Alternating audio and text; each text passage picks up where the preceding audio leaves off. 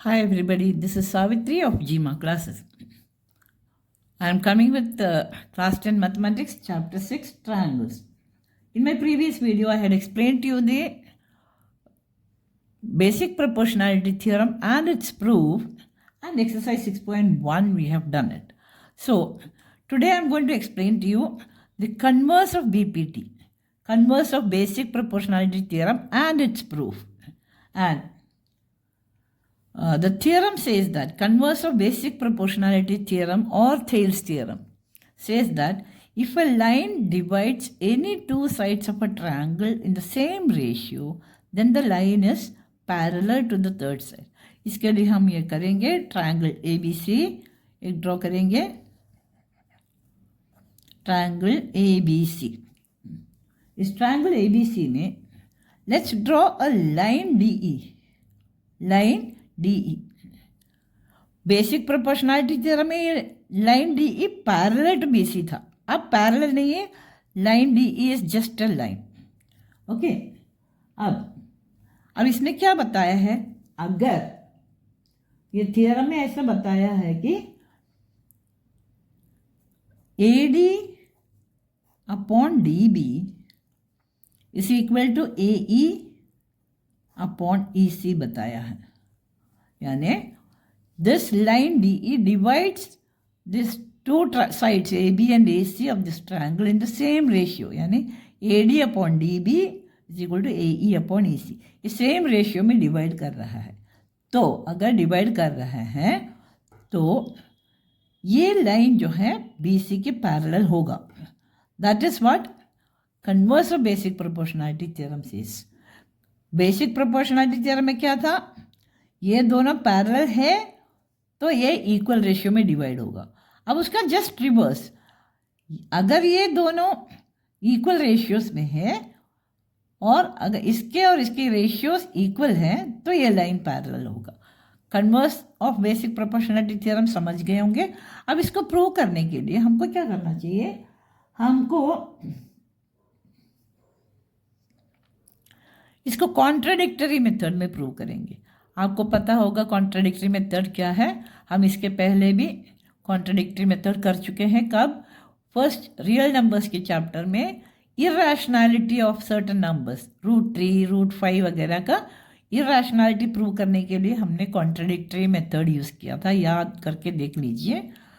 Now इधर भी हमको यही मेथड यूज़ कर लेना चाहिए. अब हम क्या करेंगे, लेट सपोज, हमको ये सपोज करेंगे that DE is not parallel to BC. DE is not parallel to BC. ये सपोज कर दिया हमने. जबकि थ्योरम बताता है कि अगर ये रेशियोस अगर इक्वल है तो ये पैरेलल होगा, लेकिन हमने सपोज किया कि पैरेलल नहीं है. तभी हम पैरेलल है करके प्रूव कर सकते हैं. सो इसको पैरेलल नहीं है सपोज किया. अगर पैरेलल नहीं है तो क्या होगा, देखो इस लाइन के पैरेलल इस दो साइड को कट करते हुए एक लाइन तो होना ज़रूरी है. तो हमको एक और लाइन शायद हो सकता है कि DE डैश ले लिया हमने, इसको डैश बोलते E डैश. अगर DE पैरेलल नहीं है तो DE डैश पैरेलल होगा. सो इसमें क्या होना चाहिए, draw DE dash parallel to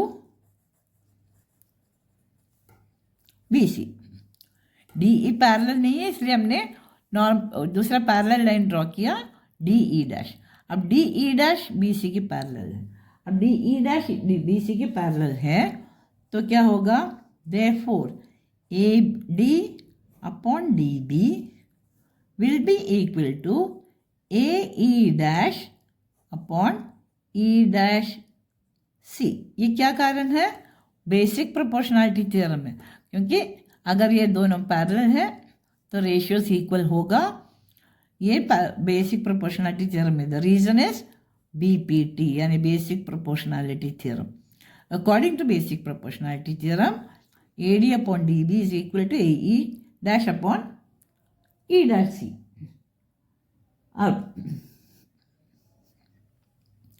अब ये तो दिया हुआ है, ये हमने निकाल दिया, तो इधर भी AD अपॉन DB है, इधर भी AD अपॉन DB। सो AD अपॉन DB और AD upon DB is equal to AE upon EC is equal to AE dash upon E dash C हमको मिल गया, है ना, क्योंकि लेफ्ट साइड से इक्वल है तो राइट साइड भी इक्वल होगा। सो ये दोनों इक्वल मिला हमको। अब इसमें क्या है, add 1 to both sides।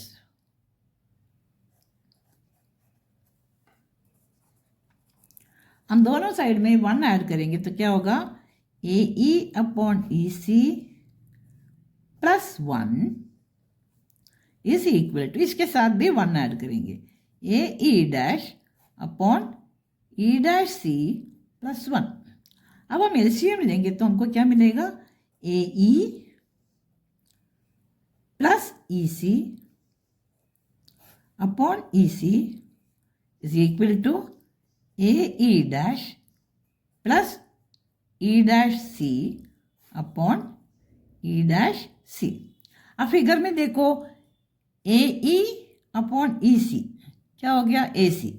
सो ये हो जाता है AC upon EC, AC upon EC is equal to AE dash plus E dash C क्या है, वो भी AC है, upon E dash C।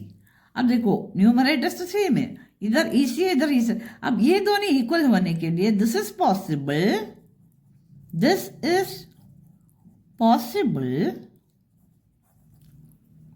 if E and E dash coincide। ये कब पॉसिबल होगा, E और E डैश सेम पॉइंट हो तब। उसका मतलब क्या है, DE डैश पैरेलल है तो DE भी पैरेलल है ना। Therefore DE is parallel to BC। Hence our supposition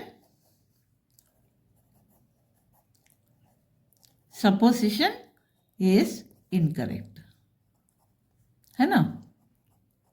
तो फाइनल कंक्लूजन क्या है, DE is parallel to BC। This is the final conclusion. हमने इसको DE पैरेलल टू BC नहीं है सपोज कर दिया, फिर उसी को गलत प्रूव किया तो हमको मिल गया DE is parallel to BC। यही है basic proportional, converse of basic proportionality theorem में। अगर एक लाइन इन दोनों साइड को, कोई भी दोनों साइड को इक्वल रेशियो में डिवाइड कर रहा है तो ये लाइन जो है that will be parallel to BC, है ना। That is what we have proved by contradictory method. I hope you all have understood this. ये थ्योरम भी काफ़ी इंपॉर्टेंट है, प्लीज ध्यान से पढ़ना इसको, प्रूफ को भी। Okay, now let's move on to exercise 6.2. Exercise 6.2 question 1। exercise 6.2 question 1 में क्या दिया है, in figure 6.171 and part 1 and 2 given DE is parallel to BC। Then first part में क्या दिया, देखो क्या फिगर क्या दिया है फर्स्ट पार्ट का, ये एक ट्रायंगल दिया है, ये दिया है दिस इज ABC, और ये पॉइंट दिया है D, ये पॉइंट दिया है E। अब ये AD को दिया है 1.5 सेंटीमीटर्स, AE को दिया है 1 सेंटीमीटर एंड DB को दिया है 3 सेंटीमीटर्स और EC कितना प्रूव किया, फाइंड आउट करना है। सो फर्स्ट पार्ट में क्वेश्चन है कि AD दिया है, DB दिया है, AE दिया है, EC पूछा। अब इसमें बताया है कि DE is parallel to BC, So, according to BPT, according to basic proportionality theorem or BPT, since DE is parallel to BC, हमको क्या मिलेगा? AD upon DB is equal to AE upon EC. अब उसका value दे देंगे, AD की जगह 1.5 upon 3 is equal to AE is 1 centimetre upon x मान लेते हैं. Let EC be equal to x. अब इसको क्रॉस मल्टीप्लाई करेंगे तो हमको मिलेगा x. So 1.5x is equal to 3 into 1, 3. This will imply x is equal to 3 upon 1.5. ये डेसिमल हटाने के लिए ऊपर एक 10 से मल्टीप्लाई करेंगे, 30 अपॉन ये डेसिमल हट जाएगा, 15 हो जाएगा. 15 1 सा 15, 15 2 सा 30. सो आंसर मिला हमको 2. Therefore EC is equal to 2 centimetres. बहुत सिंपल है. ये पैरेलल दिया हुआ है, ये सारे पार्ट्स दिया हुआ है, हमको ये निकाल सकते सीधा. बेसिक प्रोपोर्शनैलिटी थ्योरम के एप्लीकेशन है. अंडरस्टूड. अब हम देखते हैं फिगर 2 में क्या है. फिगर 2 ये दिया हुआ है. फिगर 2 में दिया हुआ है ये वापस एक ट्रायंगल दिया हुआ है ABC और DE पैरेलल दिया हुआ है.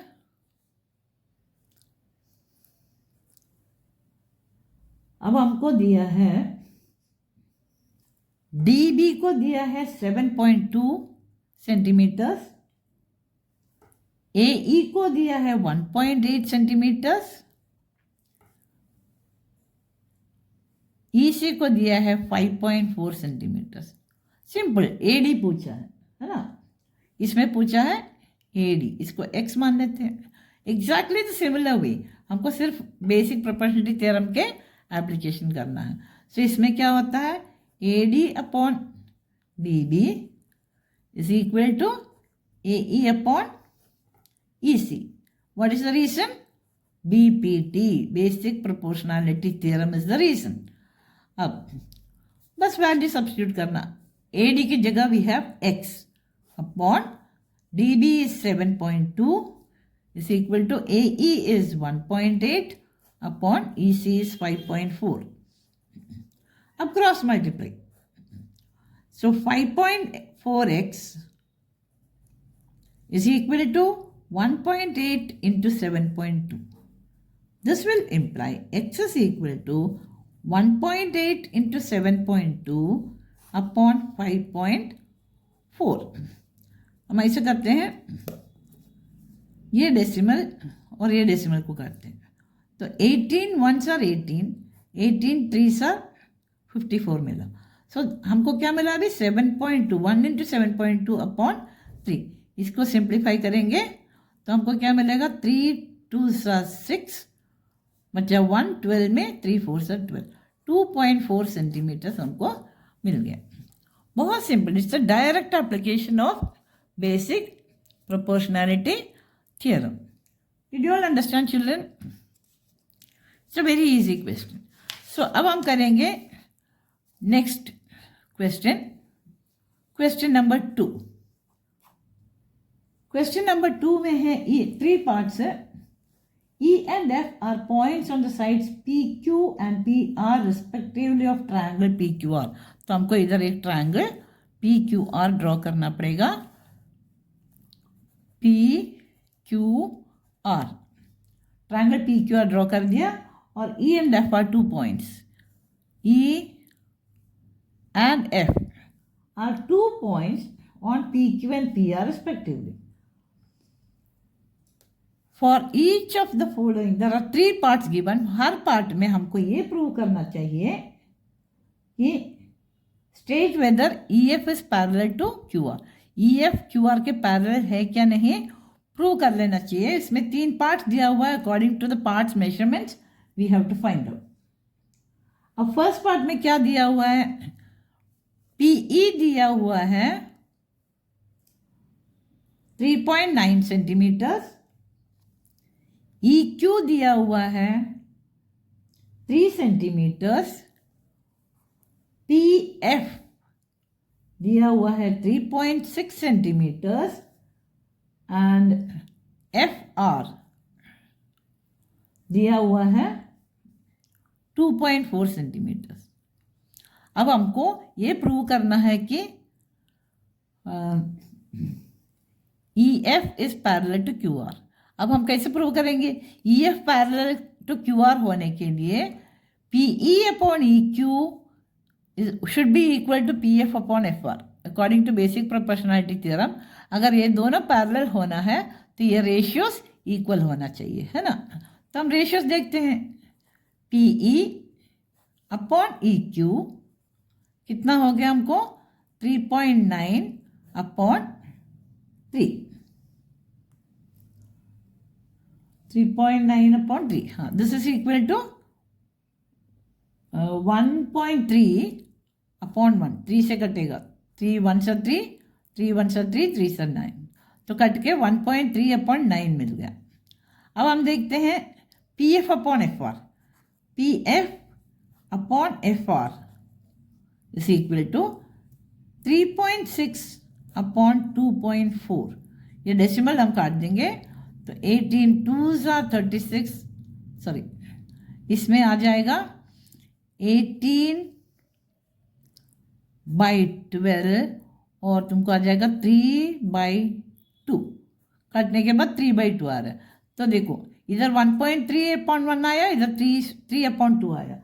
So here P E upon E Q is not equal to PF upon FR. Therefore, EF not parallel to QR. So first part में ये हो गया EF is not parallel to QR. अब हम देखते हैं सेकेंड पार्ट में क्या दिया है। सेकेंड पार्ट में है PE दिया हुआ है, फिगर तो सेम ही है। PE is 4 centimeters, QE is 4.5 centimeters, PF दिया हुआ है 8 centimeters and RF दिया हुआ है 9 centimeters। हमको एग्जैक्टली ये रेशियो निकालेंगे, बिल्कुल प्रीवियस क्वेश्चन जैसा। पी ई अपॉन क्यू ई, पी ई अपॉन क्यू ई निकालते हैं क्या है? 4 अपॉन 4.5। देन अब निकालते हैं P F upon R F, P F upon R F, P F upon R F ये है 8 अपॉन 9। हम इसको 2 से काटेंगे तो 2 4s are 8 and here it will be 4.5। C P E upon Q E भी 4 अपॉन 4.5 मिला, P F upon R F भी 4 अपॉन 4.5 मिला। So P E upon Q E is equal to P F upon R F. Therefore E F is parallel to QR। समझ में आया सबको? अब हमारा पार्ट आ रहा है, थर्ड पार्ट आ रहा है, एक और पार्ट है बस। पी क्यू दिया हुआ है इसमें 1.28 सेंटीमीटर्स, पी आर दिया हुआ है हमको 2.56 सेंटीमीटर्स, पी ई दिया हुआ है 0.18 सेंटीमीटर्स एंड पी एफ दिया हुआ है 0.36 सेंटीमीटर। सेम में हमको रेशियो निकालते हैं। पी क्यू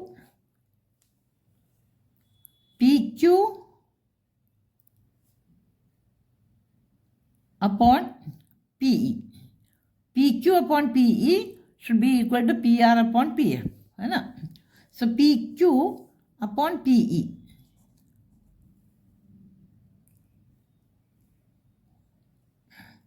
और P Q upon P R and P E upon E F भी ले सकते हैं. हम P Q upon P E लेते हैं. P Q is 1.28 upon P E is 0.18. इसको हम डेसिमल हटा देंगे तो क्या होगा 128 अपॉन 18. 6 से काटेंगे 6 3 18. 6 नहीं 6 से नहीं जाएगा. 9 2 18. 64 आएगा. 64/9 मिल गया. एंड पी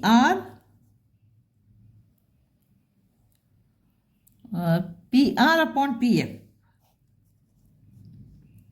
लेंगे तो P R 2.56 upon P F 0.36. इसमें भी डेसिमल काट सकते हैं. तो हमको क्या मिला 256 अपॉन 36. ये आ जाएगा. 2 से काटेंगे तो 128 अपॉन 18 आ जाएगा. अब इसको फिर काटेंगे हम 2 से तो 64/9 आएगा. इधर भी 64/9 आया, इधर भी 64/9 आया. Therefore P Q upon P E is equal to P R upon P F.